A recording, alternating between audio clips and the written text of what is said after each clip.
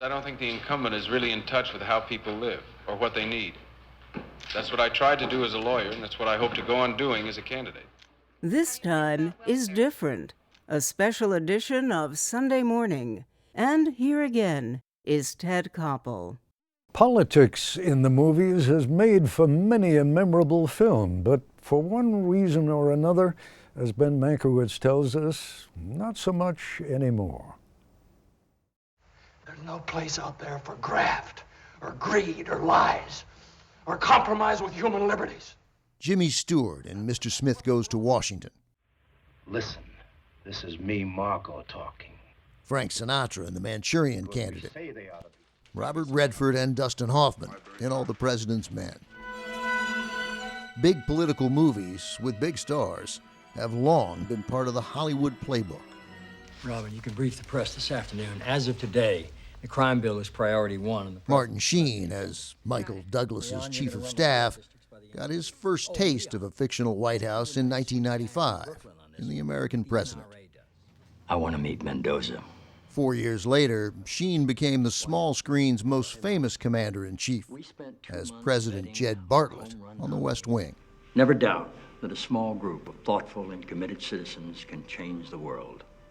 I imagine that as you look back on some number of decades in this career, playing President Bartlett has to be pretty close to the top of the list. Very much so, yes. As an actor, as an American, it's one of the best moments in my life.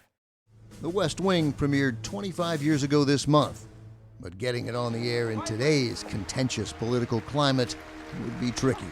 Feels inconceivable that that show could be on today, that a network would greenlight that show today. Well, yeah, today, with where we are in our, divided politics, sure, it would be very difficult. You have to tell the truth. And nowadays, it's always questioned about whose truth. Despite this frenzy and interest in the election, do you believe Hollywood has largely stopped making political movies? If they're making them, they're not showing them to me. Former studio executive, Michael Lynton ran Sony Pictures Entertainment for 13 years. Show business, he says, is a bottom-line business.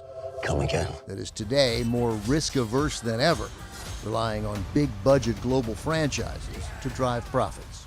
We can be cynical about the commercial nature of the decision-making process, but running a studio means you are answerable to whom? To your bosses and your shareholders, very much so. And, they want a return, understandably, and that's a huge piece of the equation. They want a financial return. Yes, hello, Judy. This is Donald Trump. What they don't want is controversy. Consider The Apprentice, a new film tracking Donald Trump's rise to power in the 1970s and 80s. It took months for producers to find a distributor. No one wanted to touch the film, especially after the Trump campaign threatened to sue.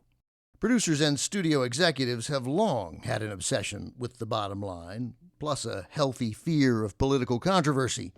Hey, you redneck scoundrel still here?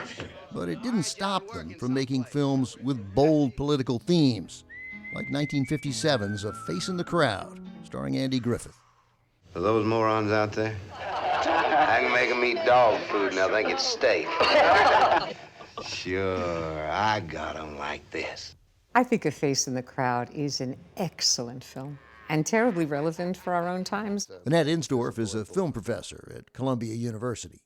We actually get to see the rise of someone who assumes power, and it is not because he's particularly gifted, idealistic, or has a vision.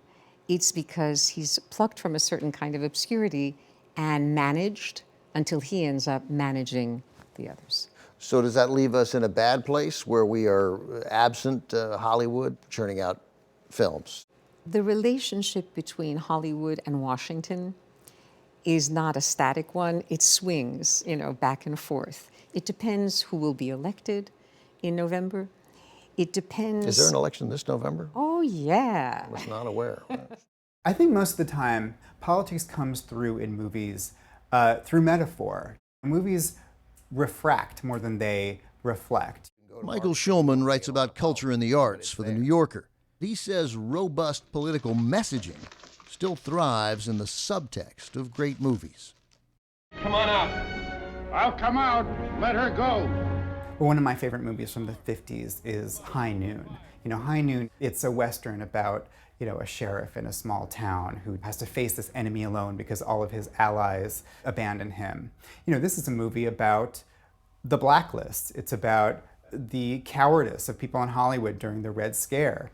What is that? A man, Dr. Maximus. Planet of the Apes is, of course, about a planet of apes, but it's really a surprise about how humanity is destroying itself and the threat of nuclear annihilation. God damn you all to hell! Many of the biggest hits of the last 5 years, says Schulman, convey deeply political ideas. You know, what's more political than Joker, which kind of captured the white male disaffection and isolation of the Trump era? What's more political than Barbie, which, you know, is about feminism and how difficult it is to be a woman? You have to never be rude, never show off, never be selfish, and nobody gives you a medal or says thank you, and everything is your fault. Movies are always, even subconsciously, capturing something about the politics of their age. Michael Lynton, the former studio boss, misses those daring films of the past. This whole damn thing was about oil. Yes, it was. Though he understands the current challenges of making and marketing a politically charged movie.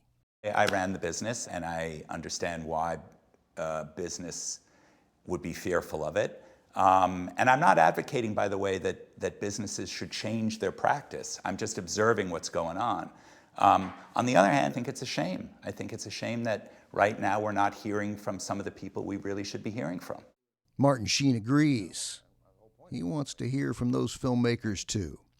I think we're entitled to different opinions and to the courage of writers, and producers, directors, actors, all the creative people to say that they declare or that they reflect the truth, the whole truth, and nothing but the truth in what they're doing. So you think maybe this is the exact time to start making a political story? This may be the most critical time.